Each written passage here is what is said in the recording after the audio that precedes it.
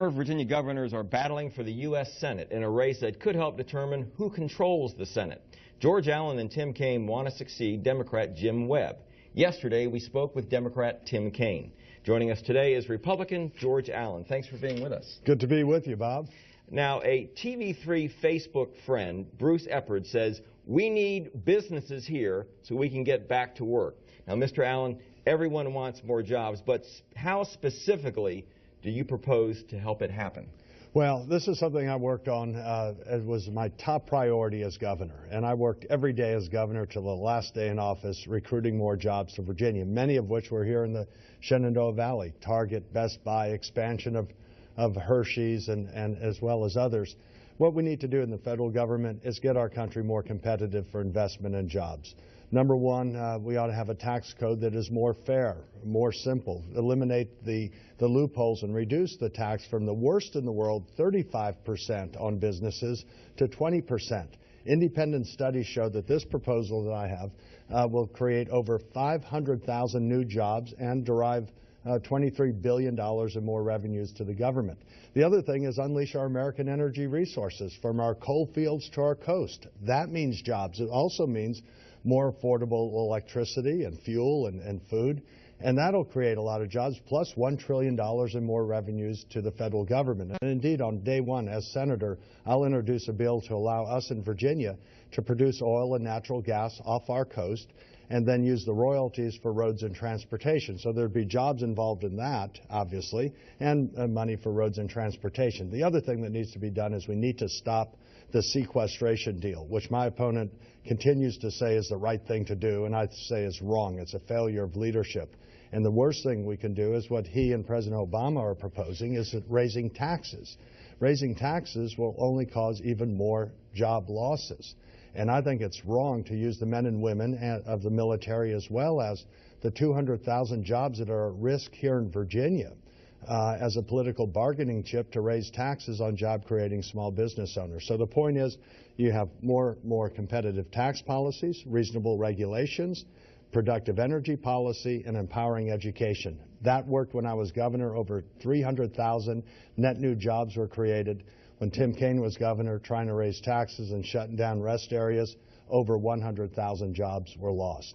Is the continuing deficit a detriment to job growth, and how soon should we seek to balance the budget? Well, yes, it is. So many things that are coming out of Washington are hurting Virginians, especially small business owners and seniors. And I'm one who's always been a strong advocate for a balanced budget requirement in the federal Constitution, as we have in Virginia. And the president, regardless of whether the president's a Democrat or Republican, should have line-item veto authority. I also think that if members of Congress do not get their job done on time in passing budgets and appropriations bills, and they haven't passed a budget in 3.5 years in the Senate, I think you ought to withhold their pay. We need to get back to basics. Now, how soon should we balance the budget? Well, as soon as we can. I think you got to get in a trajectory instead of these annual trillion-dollar deficits. Right. You get it on a trajectory with a pro-growth approach where more revenues are coming in because businesses are prospering, people are working, they're getting a paycheck, not worrying about how long unemployment benefits would be extended. So the way to get the budget in order, the number one thing I think we could do to reduce spending is repeal and replace this health care tax law. It's adding trillions of dollars in spending and trillions in taxes. Well, let me ask you about that. Do you want to keep Obamacare, and why or why not? I think Obamacare, my opponent has said it would be great for Democrats. I don't think it's great for Democrats, independents, or Republicans. Seniors are seeing that doctors don't want to see health care, don't want to see patients who have Medicare. The small businesses don't want to expand. It's a real detriment and impediment to hiring.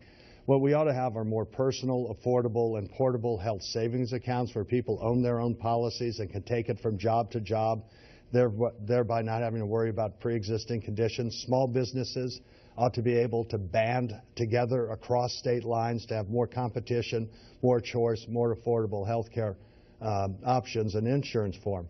One provision of Obamacare that I would reinstate would be allowing young people up to age 26 to stay on their parents' policies. The job market is so bad for young people.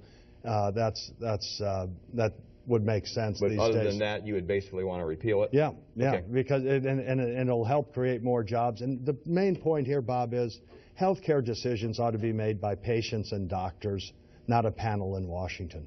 Would you favor any changes in the area of women's rights and rights of the unborn? Well, as far as women's rights are concerned, I'm for the rights of. I have two daughters. Susan and I have two daughters, and I want to make sure that they have job opportunities. Women have disproportionately borne the brunt of this Obamacare economy. For women, the poverty rate is the worst it's been in 17 years, and there's 5.5 million women out of work. And so I think it's very important that women have opportunities, and when they have a job, they ought to get equal pay for that work. And I feel very strongly about that for my daughter, our oldest daughter, who graduated from JMU a couple years ago, and we have also a daughter who just started high school. Okay, George Allen, Republican candidate for the U.S. Senate. Thanks for being with us. My pleasure.